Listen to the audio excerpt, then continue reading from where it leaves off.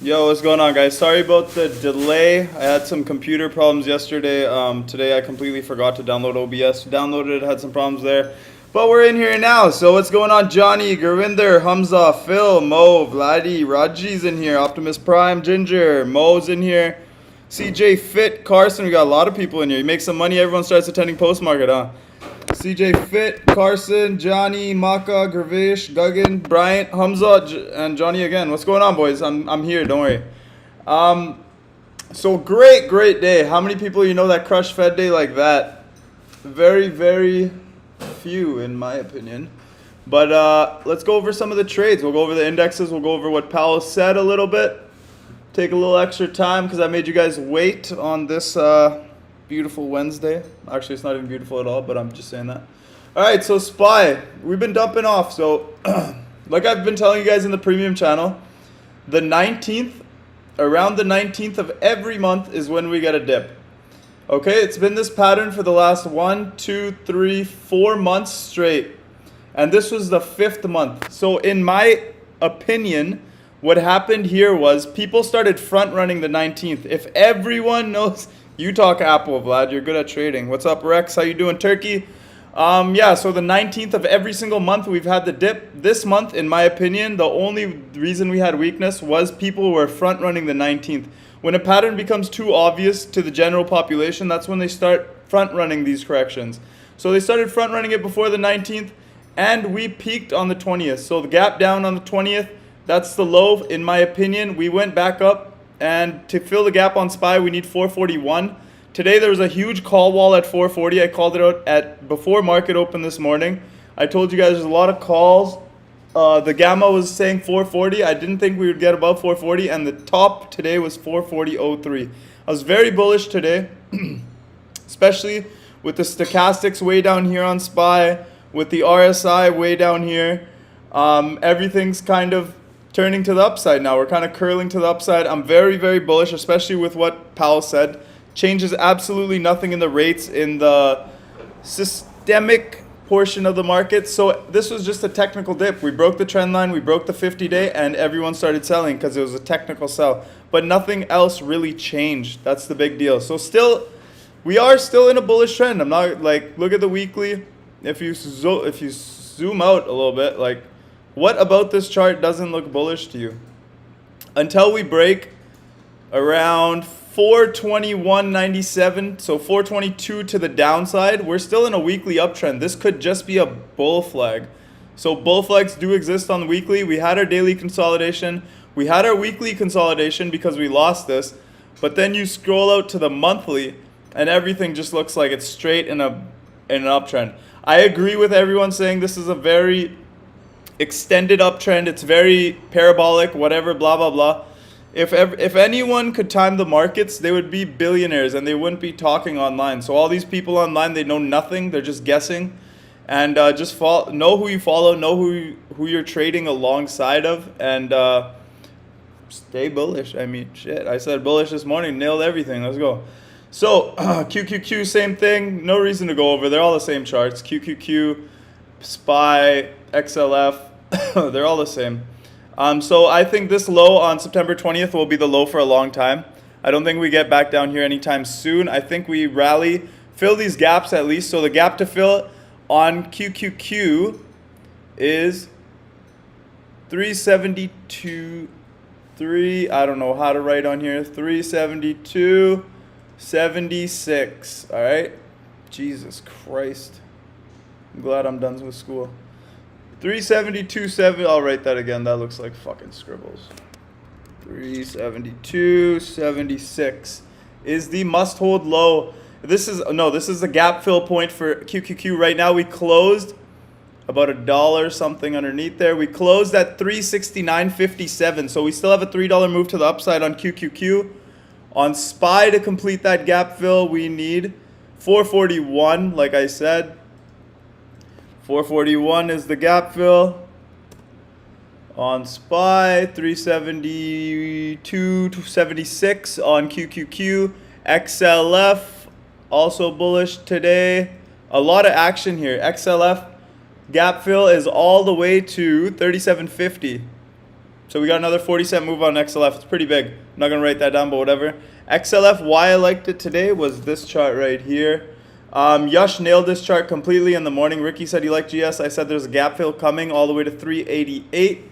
And today the high of the day was 389. So we filled the gap. Let's see if we continue or if we pull back here after filling that gap. IWM looked pretty strong today. On the daily, holy shit. IWM daily, look at this. This is just sideways action for months and months. So we need a breakout on IWM to show small caps get more strength. But today was a nice day, up 1.55%.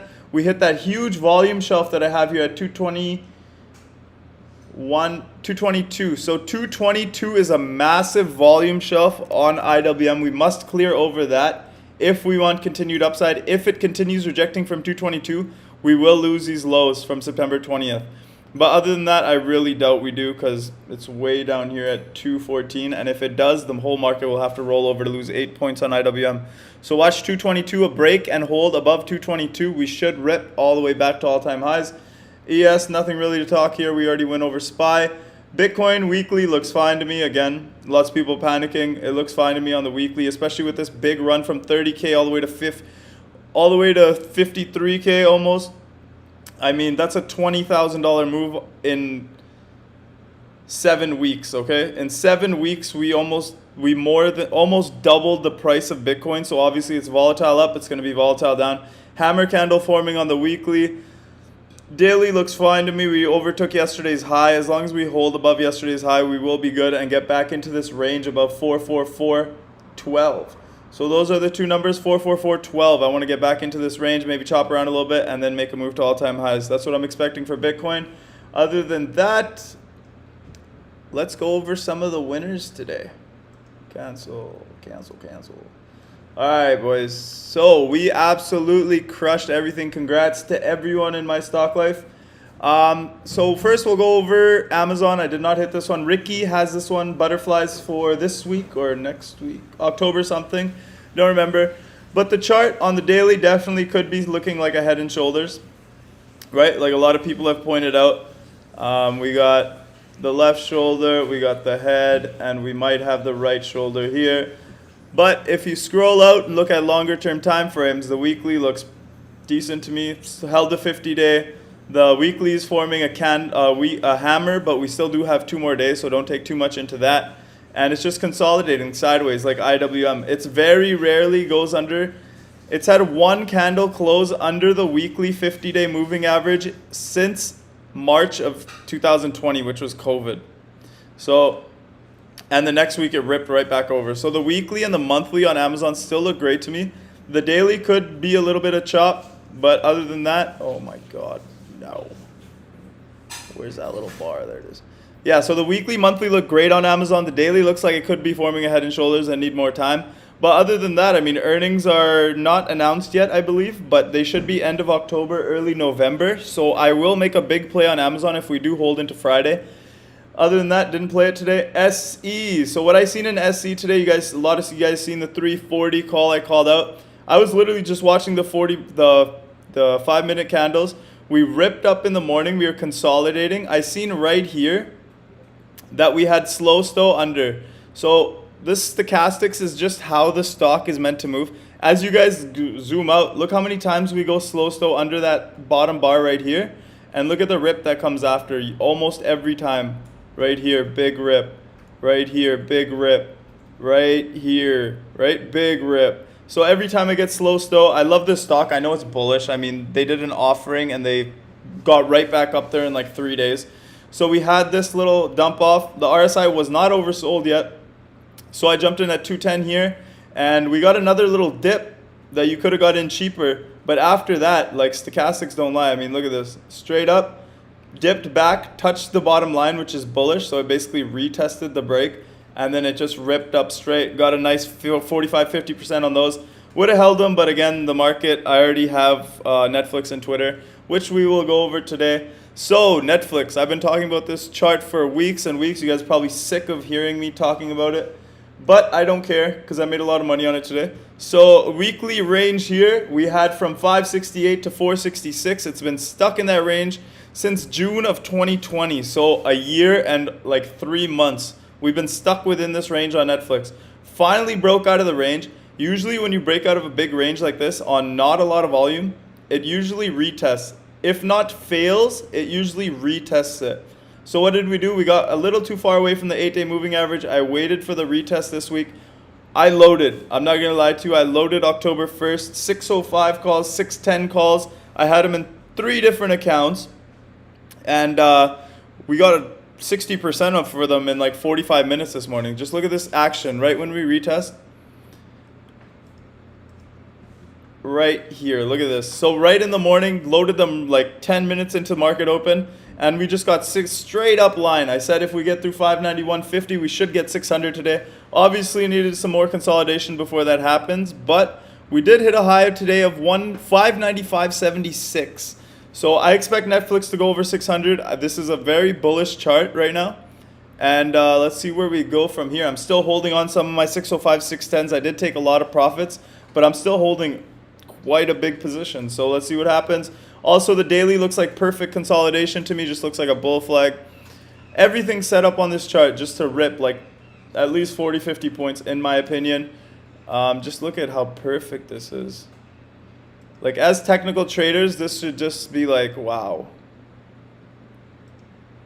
So here we have the bull flag, big run up, perfect bull flag, retest exactly on this. It doesn't get better than this. This is textbook.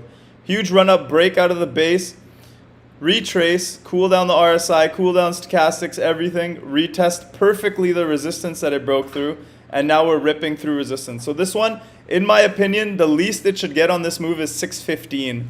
And that's why I took 610 and 65 calls. Let's see if we get them the move in time. Netflix is a runner when it does go, so let's see what happens. Also, we do need to clear over this 600 level. There's a lot less volume up here, and it should be easier to move up there. Let's see if we get our move, but I am very confident in Netflix. Let's see what happens. Twitter, another chart I was watching on weekly. I'm sure you guys have seen me post this chart like 100 times. But this is just too perfect. This is a weekly chart, 50-day moving average. First time we were dumping off, we tagged the 50-day moving average to the penny almost. 50-day moving average at 49.29. The low was 49.12. We ended that week with a hammer candle. Got right back into this little wedge here. Huge rip for like 2, 4, 6, 7, 8 weeks straight we went up after we touched the 50-day this time. So this time what happened, we touched that higher resistance here, rolling down, RSI's cooling off, stochastics cooling off, touched the 50-day almost to the penny again, finished the week with a hammer candle. Very, very similar action. We have a inverse head and shoulders, so left shoulder, head, right shoulder, forming right now. We have a clear resistance point, which should take this move all the way to at least 68.50, 69. And we got $70 calls with 3 weeks to play. So if it moves anything like this at all, from here it went from, what did we do? We touched the 50-day at 49. This move went all the way to 73.34. So we got a $14 move this time. Let's see if we get a $14 move this time. Even with a $10 move, I'm more than happy. We have $70 calls. Even with a $5 move, those calls will be like quadruple the value. So I'm looking for 400, 500% on this Twitter. Other than that, let's see what happens. It might even break the range. I mean, this is a very tight weekly range. You guys seen on Tesla what kind of wedge breakouts look like. And I just love this chart so much. That's why I loaded this morning. I am heavy in this one. I did sell half of it though. I was just way too heavy. I got 25%ish for half. I just sold it because of the Fed, and I had 30% before, so I was like, let me take some risk off. Other than that, Twitter looks great for the weeks upcoming. Powell did not change a damn thing. I'll go over that at the end, just remind me. AMD looks great as well to me. Again, this wedge play is still in play. That's why I took 110 calls. Obviously, we had the 110 calls this week. That's a little too far of the money. I don't think we get paid on those. But what I'm seeing on AMD is this little 3 or 4 week rest pattern. So, look at this right here. This right here. So very similar wedge breakouts right here. So we had a big bullish week, 10% move this week. Then we had 3 weeks of consolidation, and then we ripped higher.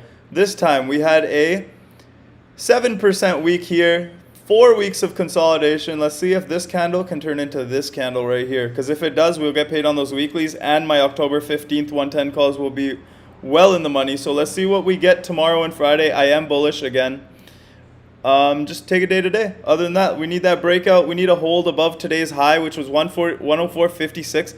Close above 105. AMD should start running. I already did GS, done issue late. ASTS, we got leaps in this one. Still just kind of flagging out here. So flag, breakout, retest of the flag. It's still holding above that resistance line, so it looks fine. We have February's. They're already up big. If you want to scale out, go ahead. I'm waiting for 200%. Palantir, 2750 was the weekly breakout. Broke out, weak market, pulled back, and now we're stuck under 2750. If we don't close above 2750 in the rest of this week, if we don't close above 2750, this one has a chance to just stay in the equilibrium and retest 21. And if it does retest 21, I will load equity, more equity there. Other than that, nothing much. BNTX looked like trash today. Vaccines have news coming out either today or tomorrow about their booster shots. They're meeting with the FDA, so the FDA will release that news. Let's see if it's good news. We could pop 50 in a day. It's possible. But other than that, we need that news for a quick move. It's still consolidating this huge move. Like, we moved on BNTX from like 200 all the way to 464. So we 2.5x the market cap in like a month. And now it's just consolidating for the next move. I don't think these will go. I don't think vaccines are going away anytime soon. I think COVID's around to stay. If you think differently, then don't invest in vaccines. Jumia, again, still working on that pattern, trying to change the trend here.